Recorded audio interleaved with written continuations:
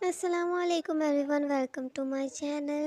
یہاں پر میں لے کر آئی ہوں انتقام عشق ایپیسوڈ 22 کے اسنیک پیک کو۔ تو جلدی سے پڑھتے ہیں ہم، لیکن یہاں سے کرتے رہیں آپ ہمارے چینل کو سبسکرائب اور ساتھ ہی ویڈیو کو لائک۔ آپ کا پیار ہی سب کچھ ہوتا ہے ہمارے لیے۔ تو جلدی سے پڑھتے ہیں ماجد سمیع سے ناول انتقام عشق کے ایپیسوڈ کے اسنیک پیک کو۔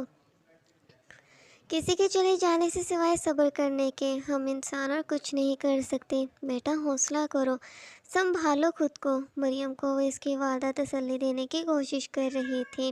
وہیں گھر میں ماتم جیسا ماحول سالار اور عالیہ دونوں اس جگہ پہنچے۔ سالار جسے ہمیشہ سے ہی ایسی جگہیں پسند نہیں تھیں، تبھی عالیہ کو جلدی چلنے کا کہا۔ اگر اچھا نہیں لگ رہا تو مت آتے ساتھ، میں جب تک مناسب لگا تب تک بیٹھوں گی۔ عالیہ جو سالار کو صاف صاف بتاتی، خود مریم کے پاس چلی گئی۔ سالار خود دور کھڑا عالیہ اور مریم کی ہی جانب دیکھے جا رہا تھا۔ میری بچی، ابھی ابھی شادی ہوئی تھی اس کی اور ابھی سے ہی اس کا گھر اجڑ گیا، مریم کی والدہ عالیہ کو بتانے لگی۔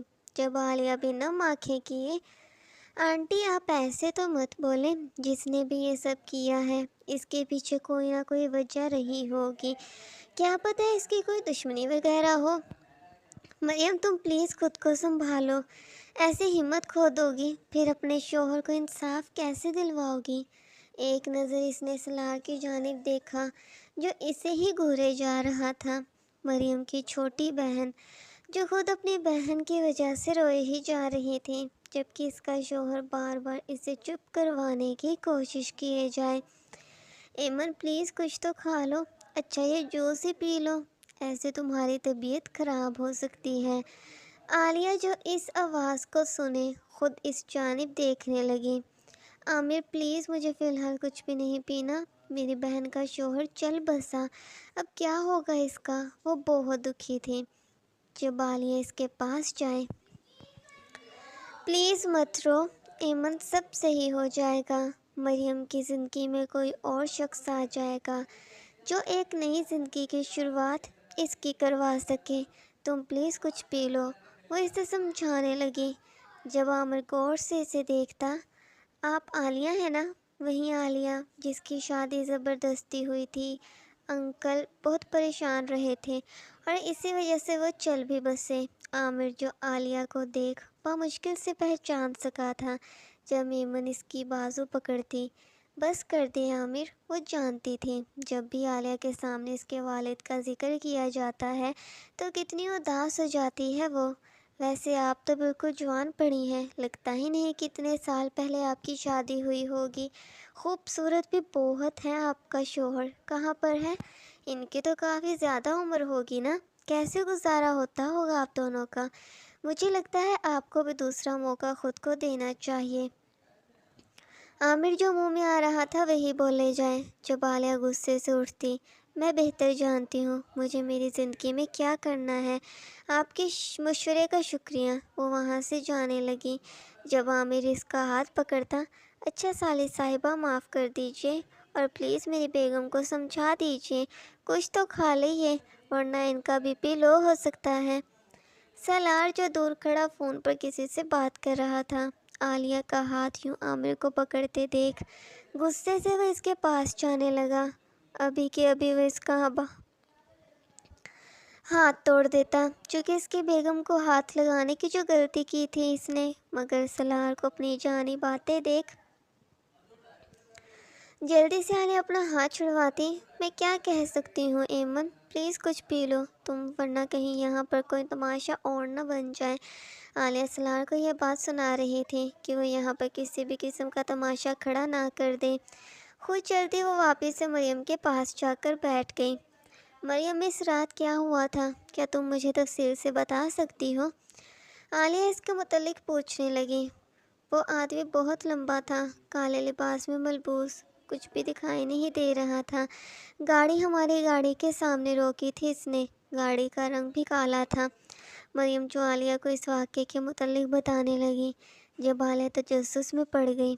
کالے رنگ کی گاڑی تو ان کے پاس بھی ہے، مگر زیادہ اس کا استعمال نہیں کیا جاتا۔ لمبا قد تو سلار کا بھی ہے۔ وہ بار بار اپنے شوہر کو ہی مجرم سمجھ رہے تھے، چونکہ سلار سے کسی بھی بات کی امید کی جا سکتی تھی۔ شام کے پہر عالیہ اٹھی تھی واپس گھر جانے کے لیے۔ سلار بھی سارا دن وہیں پر ہی گزارا گیا تھا، ورنہ اپنی زندگی کا قیمتی وقت وہ کسی کو نہیں دیتا تھا۔ رات ہو گئی تھی انہیں واپس گھر آتے آتے۔ راہا کو انہوں نے اپنی پڑوسن کے پاس چھوڑ دیا تھا۔ جب کبھی بھی انہیں کہیں جانا ہوتا تھا وہ راہا کو وہیں چھوڑ کر جاتے تھے۔ چونکہ ان کے بھی اپنے 2 بچے تھے تو راہا کا من وہاں پر لگ جایا کرتا تھا۔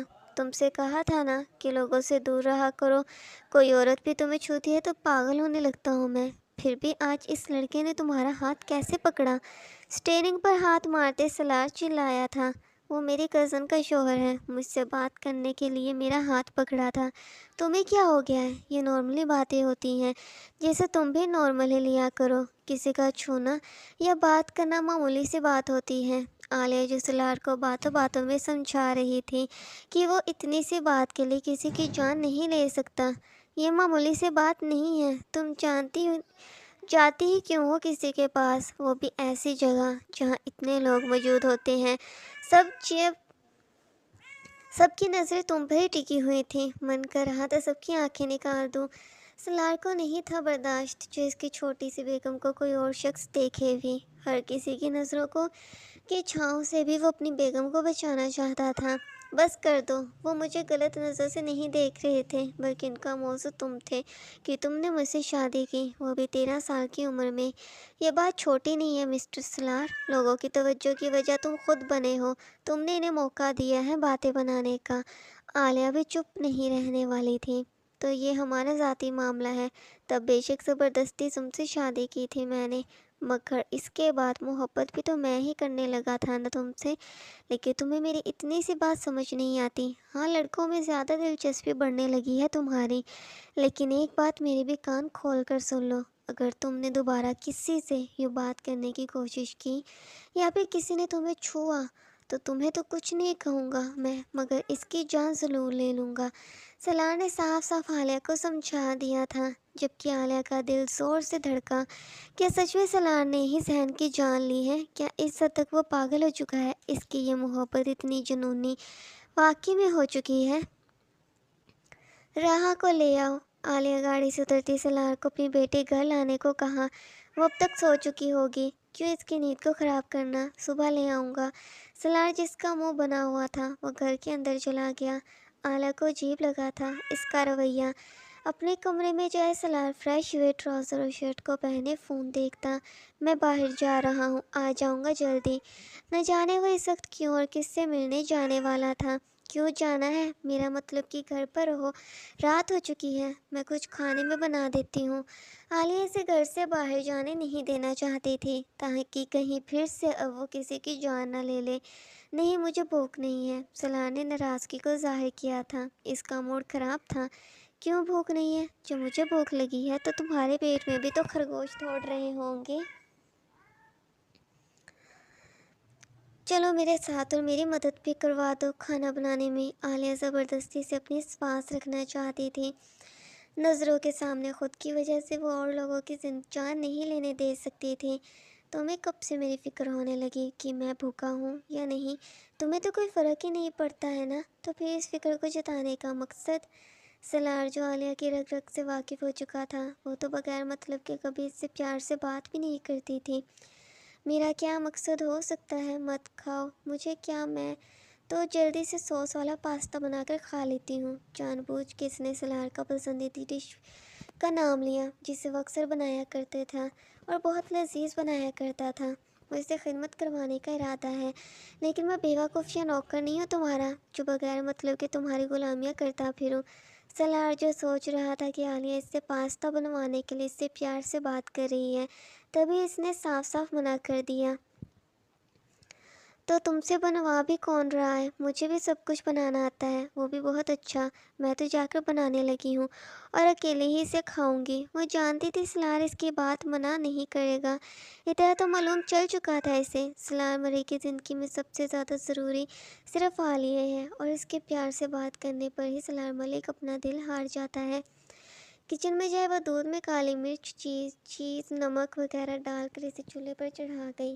بار بار وہ باہر کی جانب بھی دیکھے جائے کہ سلار کہیں آ تو نہیں رہا باہر، مگر آج وہ اس کے بہکاوے میں نہیں آ رہا تھا، بلکہ مکمل تیار ہوئے ہوڈ والی جیکٹ کو پہنے ہوئے گھر سے باہر جانے لگا۔ جب جلدی سے عالیہ اپنی انگلی چولہے پر پک رہے دودھ میں ڈالتی، یہ کیا ہو گیا میری انگلی؟ وہ زور زور سے چلانے لگی کہ بہت درد ہو رہا ہے اسے، تاکہ سلار تک اس کی پکار چلی جائے۔ کیا ہوا؟ سلار تیزی سے کچن میں آئی، اس سے پوچھنے لگا۔ اس کی محبت کا ناجائز فائدہ اٹھا رہی تھی وہ۔ میری انگلی جل گئی، اب کیسے بناؤں گی میں اسے؟ بڑی بڑی آنکھیں کی وہ معصومیت سے بولی تھی۔ جب سلار اسے بڑی سی شیلف پر بٹھاتا، تم یہیں پر بیٹھو، میں بنا دیتا ہوں۔ کچھ نہیں آتا تمہیں؟ یہ کیا اتنی تیز آنچ پر کون پکاتا ہے اسے؟ سلار کو خود چمچ ہلاتے ہوئے پکانا شروع ہو گیا۔ عالیہ جو شیلف پر بیٹھی خوش ہو رہی تھی کہ وہ سلار کو باہر جانے سے روک چکی ہے۔ اب دیکھتے ہیں کیا اب بھی میرے جاننے والوں میں سے کسی کی جان جائے گی۔ پاستا جو کچھ منٹوں میں ہی تیار کے سلار پلیٹ میں ڈالتا، یہ لو اور چکھ کر بتاؤ کیسا بنا ہے۔ سلار جانتا تھا ہمیشہ کی طرح بہت لذیذ ہی اس نے بنایا ہوگا۔ تم نہیں کھاؤ گے کیا؟ سلار نے اس سے پوچھا۔ جب سلار نفی میں سر ہلاتا، کہا نہ بھوک نہیں ہے مجھے، وہ منع کر گیا، تبھی اسے کہا لائی۔ ہاں تم کسی طریقے سے وہیں روک کر رکھو، میں بس ابھی آ رہا ہوں۔ نہ جانے وہ کس کا ذکر کر رہا تھا۔ جب عالیہ کی سانس ہی اٹک گئی، وہ اسے روکنا چاہ رہی تھی، مگر سلار تو رک ہی نہیں رہا تھا جب تک اس کا مقصد پورا نہیں ہو جاتا۔ کال کاٹے وہ موبائل جیب میں رکھتا کچن سے جانے لگا۔ جب عالیہ اس کا ہاتھ پکڑ اپنے سینے پر رکھتی، پتہ نہیں کیوں یہاں درد ہو رہا ہے مجھے، وہ سیدھا سلار کا ہاتھ اپنے سینے کی رکھ چکی تھی۔ تو آج کے لیے اتنا ہی، کرتے رہیں چینل کو سبسکرائب اور ساتھ ہی ویڈیو کو لائک۔